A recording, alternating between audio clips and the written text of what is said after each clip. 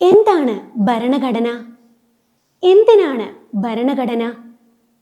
ഈ ചോദ്യങ്ങൾക്ക് ഇന്ന് നാശം സംഭവിച്ചിരിക്കുന്നു. മാനവ സേവയ്ക്കും സാമൂഹ്യ സേവനത്തിനും സ്വയം സമർപ്പിച്ച രണ്ട് കന്യാസ്ത്രീകളെ മനുഷ്യക്കടത്തും മതപരിവർത്തനവും നടത്തുന്നുവെന്ന വ്യാജേന ബജ്രംഗിന്റെ പരാതിയിലൂടെയാണ് സിസ്റ്റർ വന്ദനയും സിസ്റ്റർ പ്രീതിയും അറസ്റ്റിലകപ്പെട്ടത്. ഇതെല്ലാം ചില യാഥാർത്ഥ്യങ്ങൾ മാത്രം. മറഞ്ഞുകിടക്കുന്ന എത്രയോ നഗ്ന സത്യങ്ങൾ ഇനിയും വെളിപ്പെടാനുണ്ട്. കുഷ്ഠരോഗ നിർമ്മാർജ്ജനത്തിലും രോഗി പരിചരണത്തിലും വലിയ സംഭാവനകൾ നൽകിയ സന്യാസ സമൂഹമാണ് ASMI കോൺഗ്രിഗേഷൻ.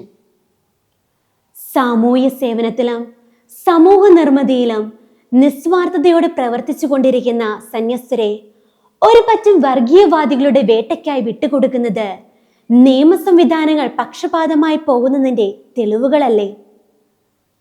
രാജ്യത്തെ മതേതര ഭരണഘടന ഉറപ്പു നൽകുന്ന ന്യൂനപക്ഷ അവകാശങ്ങളുടെയും മതസ്വാതന്ത്ര്യത്തിന്റെയും മനുഷ്യ അവകാശങ്ങളുടെയും നഗ്നമായ ലംഘനം തന്നെ.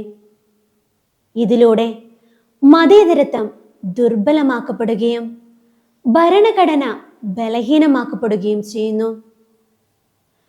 പ്രായപൂർത്തിയായ ക്രിസ്ത്യൻ യുവതികളെ മാതാപിതാക്കളുടെ സമ്മതത്തോടെ ജീവിത സമ്പാദനത്തിനായി കൊണ്ടുപോകുന്നതിന് മനുഷ്യക്കടത്തുമായി ബന്ധപ്പെട്ട ഭരണഘടന 144 വകുപ്പ് പ്രകാരമുള്ള കുറ്റങ്ങൾ ചുമത്തി സിസ്റ്റേഴ്സിനെ ജയിലിൽ അടയ്ക്കുന്നതാണോ ഇന്ത്യൻ ഭരണഘടന പൗരന്മാർക്ക് നൽകുന്ന മതസ്വാതന്ത്ര്യവും വ്യക്തിസ്വാതന്ത്ര്യവും?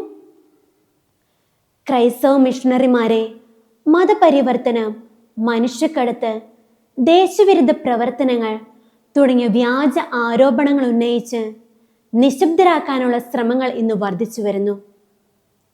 മതപരവും സാമൂഹികവുമായ വേർതിരിവില്ലാതെ സേവനം നടത്തുന്ന നിരപരാധികളായ കന്യാസ്ത്രീകൾക്കും ക്രൈസ്തവ ന്യൂനപക്ഷത്തിനുമെതിരെ അടുത്ത കാലത്തായി വർദ്ധിച്ചു വരുന്ന അതിക്രമങ്ങൾക്കു നേരെ സർക്കാർ എന്തുകൊണ്ട് കണ്ണടയ്ക്കുന്നു?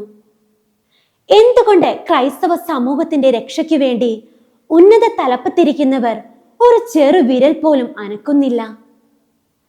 കേന്ദ്ര സർക്കാർ ഉദ്യോഗസ്ഥർ ന്യൂനപക്ഷങ്ങളെ ചോദ്യം ചെയ്യാൻ തീവ്രമത സംഘടനകളെ വിളിച്ചു വരുത്തുകയും റെയിൽവേ സ്റ്റേഷനിൽ ആൾക്കൂട്ട വിചാരണ നടത്തുകയും പിന്നീട് കർശന നിർദ്ദേശത്തോടെ പോലീസിന് കൈമാറുകയും ചെയ്യുന്നു.